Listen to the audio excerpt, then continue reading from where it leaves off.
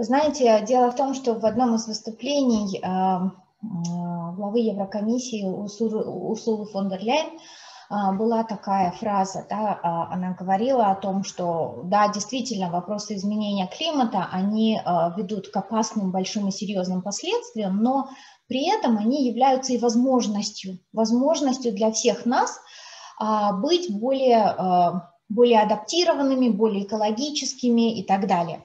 И я хотела поделиться некоторыми возможностями того, как мы можем все вместе, что мы можем менять в своей жизни и каким образом мы можем адаптироваться и снижать негативное влияние изменения климата. Так, буквально секундочку. Ну и, как уже сказала Елена, проект, который я представляю, он называется «Устойчивость молодежи к изменению климата». И проект финансируется Европейской комиссией и реализуется под общей координацией Норвежского общества охраны природы. И вот ДАК делал выступление с утра, вернее, в самом начале нашего разговора, экологическое движение «Биом» и ГЛИБ, это глобальное локальное информационное партнерство, которое тоже сегодня с нами. И кроме того, у нас есть такие партнеры, как ВВФ России и сегодня тоже КАН Векца. Но основная задача проекта заключается в том, чтобы усилить потенциал молодежи, женщин в использовании информационно-коммуникационных технологий. Мы с вами сейчас в Zoom, это вопрос текущего момента и задача текущего момента. В контексте управления изменением климата или вот митигации, это слово, которое говорила Бахтыгуль, это устойчивости к изменению климата и вклад в достижение целей устойчивого развития. У нас три основных фокуса, на которые мы ориентируемся. Ну, первое – это молодежь и женщины должны очень иметь возможность участвовать в обмене мнениями, участвовать в консультациях, участвовать в принятии решений по вопросам изменения климата. Потому что, к сожалению, зачастую голос, ну, особенно регионов, да, молодежи, женщин не так явно слышен, да, вот в этих процессах. Второй блок – это вопросы, связанные с интеграцией вопросов изменения климата в систему образования, в частности, на уровне вузов и школ. Поэтому я очень приветствую сегодня представителей высших учебных заведений, образовательного сектора, да, по взаимодействию и работе. И работа на уровне местных сообществ, там будут пилотированы наилучшие практики, адаптации и митигации к изменению климата. Ну и на самом деле, а что можно делать для того, чтобы чтобы выживать в ситуации меняющегося климата? И не просто выживать, но чтобы наша жизнь была не менее успешной, да, чтобы она нам приносила все те плоды, на которые мы рассчитываем. Мы разделили условно на несколько уровней, да, вовлеченности в климатические процессы: слабая, средняя, ну и сильная. И вот хотели бы представить некоторый спектр, да, что можно делать. Ну, во-первых, можно начинать с себя и реализовывать меры в собственных домохозяйствах. Можно участвовать в подписании петиций, обращений, которые разрабатываются общественными и другими организациями. Участвовать через социальные сети. И вот молодежь, которая сейчас здесь, очень хорошо понимает, что это может быть очень хороший инструмент для продвижения как содержания, да, так и позиций, и в том числе лоббирования. Повышение собственного потенциала через вебинары, семинары и так далее. Это работа на уровне организаций, школ, вузов и так далее, по энергоэффективности, озеленению и так далее. Участие в акциях, волонтерство, подготовка петиций, обращений, лоббирование тех или иных моментов, организация акций, подготовка информационных материалов и создание информационных продуктов, включая непосредственно курсы, да, вот то, что касается вузов, школ и так далее. Проведение информационных кампаний, участие в работе инициативных групп, и мы вот тоже будем говорить и приглашать вас в ряд инициативных групп по подготовке, например, рекомендаций, да, и комментариев для национально определяемых вкладов и других стратегических документов. И вот создаем такую площадку для того, чтобы у вас были разные возможности вовлекаться в эту деятельность. И, конечно, участие в деятельности общественных организаций, да, то есть мы тоже, наши двери открыты, и не только наши, но вот здесь вот я видела, что присутствует Нурзат Абдрасулова, она представляет Зеленый альянс Кыргызстана, куда входит много общественных организаций, которые работают в том числе по продвижению климатической повестки. Участвовать можно на разных уровнях, на местном, на национальном и международном. И мы тоже хотим вам показать, каким образом это возможно. Ну, на местном я покажу ряд примеров. Это работа на уровне общин. Здесь очень важно, что здесь присутствуют СОУППВ, ДЖАИД-комитеты, АВП и так далее, органы местного самоуправления, да, создание микрозаповедников, сохранение территорий, леса и так далее. Это участие в принятии решений на уровне местного планирования и на уровне национальном. То есть то, что мы сейчас организуем, это консультации, участие на уровне стратегических интеграции вопросов наших нужд, да, нужд как общественности в повестку национального уровня. Проведение экспертиз, исследований и, конечно же, гражданского мониторинга, потому что нам нужно не просто, чтобы наши идеи были интегрированы в стратегии политики, но чтобы мы имели возможность отслеживать их эффективность.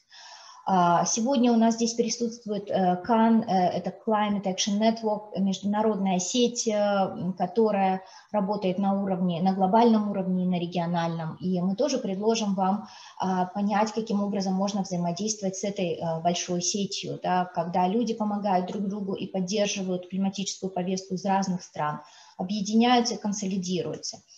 Подготовка альтернативных отчетов для международного уровня и участие в международных переговорах. Да, сегодня говорил, и Бахтыгуль тоже затрагивал этот вопрос по поводу того, что в ноябре этого года состоятся большие международные переговоры в Глазго.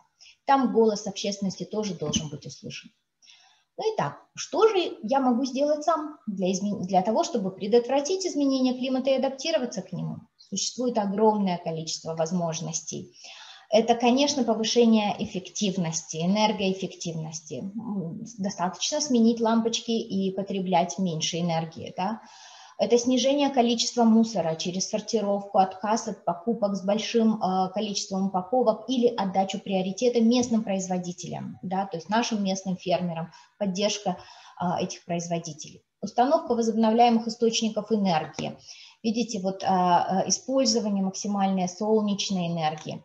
И вот утепление домов, вот это один из примеров работы Кирсефа. Использование, видите, ВИА как для приготовления пищи, так и для нагрева воды.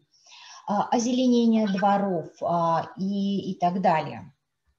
Ну вот я хотела иллюстрировать все то, что я говорю. Это солнечные кухни замечательные. В Кыргызстане они прекрасно работают, их можно использовать. На уровне организации, да, на уровне организации тоже может быть политика, на уровне определенная политика того, что вот минимизировать количество отходов. Знаете, вот эти фотографии, например, две, это из офиса Greenpeace, где я проходила стажировку, и у них есть прямо вот такая полочка, да, на которой можно взять там все что угодно и принести то, что не нужно, да, то есть отдам даром. Таким образом нет необходимости выбрасывать, но, может быть, те вещи, которые кому-то понадобятся, можно использовать повторно. Информация о том, каким образом может мусор негативно влиять на окружающую среду.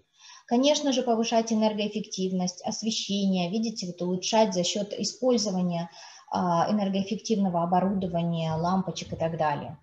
И, конечно, делиться информацией и этот вопрос ставить во главу угла, потому что это очень важно. Ну вот это один из примеров адаптации к изменению климата через использование водных ресурсов, устойчивое использование. Это пример ГФПМГ работы в Джалабаде, 14-й лицей, созданы показательные зоны капельного орошения. То есть уже на уровне образования интегрировать такие простые, но вместе с тем действующие важные практики. Воды будет меньше, да? Скорее всего будет ее не хватать, засухи будут усиливаться, поэтому капельное орошение на всех уровнях имеет большое значение. Школа устойчивых домохозяйств – это сохранение прибрежных экосистем на Иссык-Куле, да, в том числе. Также, которое было проведено за счет программы малых грантов и работы на уровне фермерских хозяйств. Вот здесь вот специфическое было установлено оборудование, которое позволяет очищать сточные воды, да, и не допускать выброс парниковых газов. На уровне местных сообществ что же мы можем делать вместе?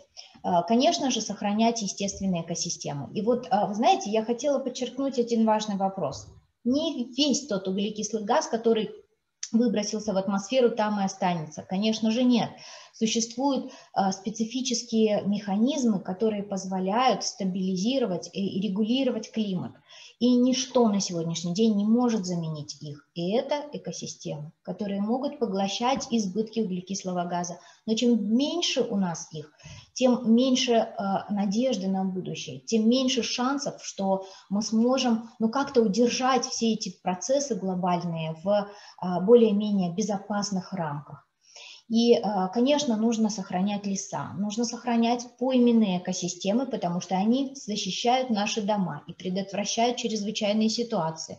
При этом они увлажняют почву. Пастбища и луга, которые находятся рядом с пойменной экосистемой, с пойменным лесом, становятся гораздо более плодовитыми, да, приносят больше пользы, да, экономической. И необходимо вовлекать все уязвимые группы в процессы принятия решений, создавать планы на уровне сел и их реализовывать. Я специально оставила тоже вот эту вот схему, которую до этого показывал, да, то есть нам нужно планировать с учетом того, каким образом мы можем вписываться в окружающую среду, потому что... Да, я поняла, я вижу. Нет, это даже не вопрос по времени. Расскажите, что такое уязвимые группы. Да, спасибо большое за этот вопрос. Дело в том, что изменение климата не будет одинаково влиять на всех. То есть, к сожалению, можно сегодня говорить о том, что часть людей будут более подвержены этим процессам. Ну, например, как уже было показано, что люди, которые болеют сердечно-сосудистыми заболеваниями, для них будет еще больше ухудшаться ситуация со здоровьем. Да? У нас сегодня существует большой разрыв во времени жизни между мужчинами и женщинами, это больше, чем 8 лет. Поэтому здесь нужно вкладывать в здоровье и мужчин в том числе, да, и женщин. Дети, особенно дети, которые подвержены различным кишечным заболеваниям, да, к сожалению, рост кишечных заболеваний будет расти.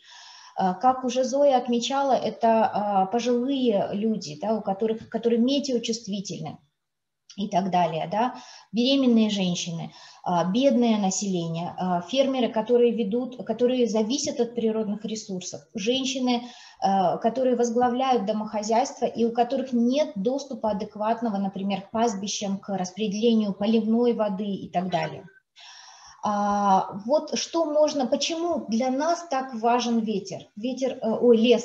Лес останавливает ветер, лес регулирует микроклимат на этом конкретном месте и в глобальном масштабе в принципе. То есть он предотвращает эрозию почв, он предотвращает различного рода чрезвычайные ситуации, которые, к сожалению, будут нарастать. Лес повышает увлажнение, да, и есть научные данные, которые показывают, что под лесными массивами выпадает больше осадков.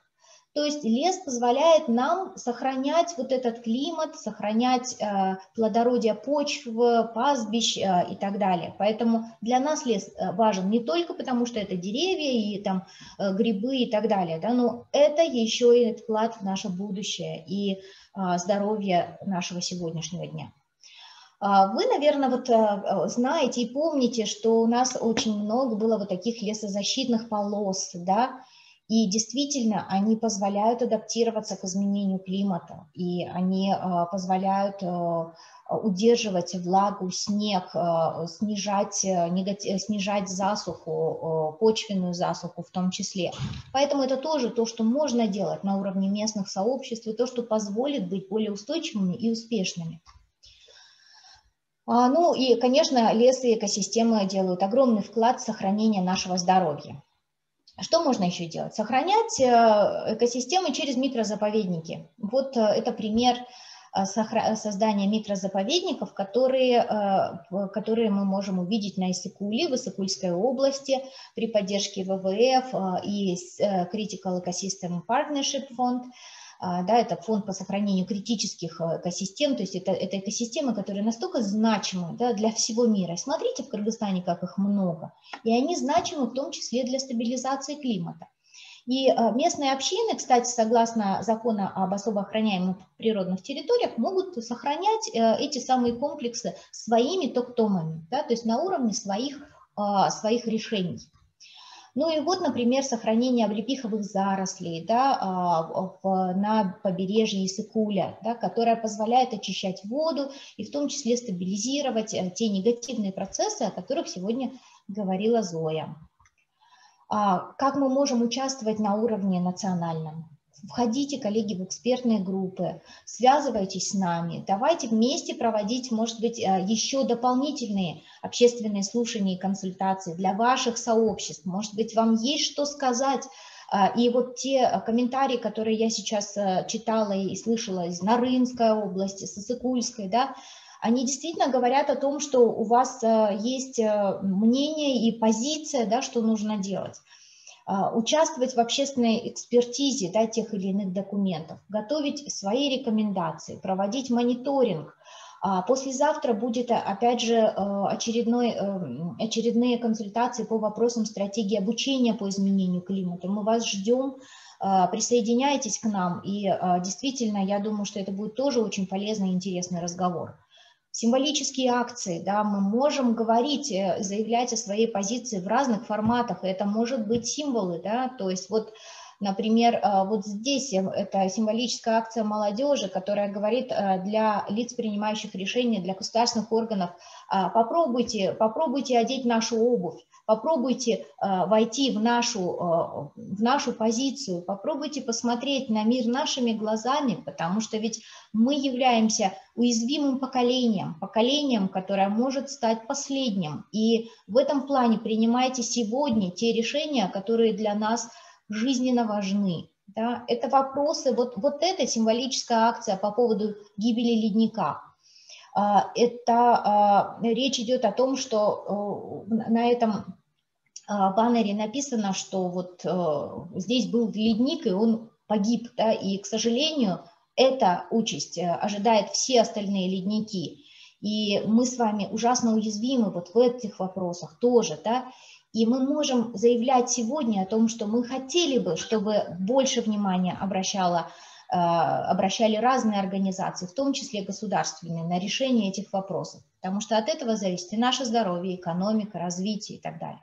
Мы можем объединяться в большие сети. Это глобальная лесная коалиция, и, пожалуйста, если вам интересно, вы тоже можете становиться членами глобальной лесной коалиции. Это огромная организация из 112 различных групп из 68 стран. И КАН, климатическая сеть стран Восточной Европы, Кавказа и Центральной Азии, тоже замечательная организация, с которой мы сегодня еще подробнее поговорим в конце нашего мероприятия. И вот эти меры, да, которые я сегодня показала, они, я думаю, нам позволят сделать такое вот осмысление, да, того, что мы можем делать. То есть этот спектр был для размышления, ну и для того, чтобы понять, где мы можем дальше взаимодействовать. Елена, спасибо большое. У меня на этом все.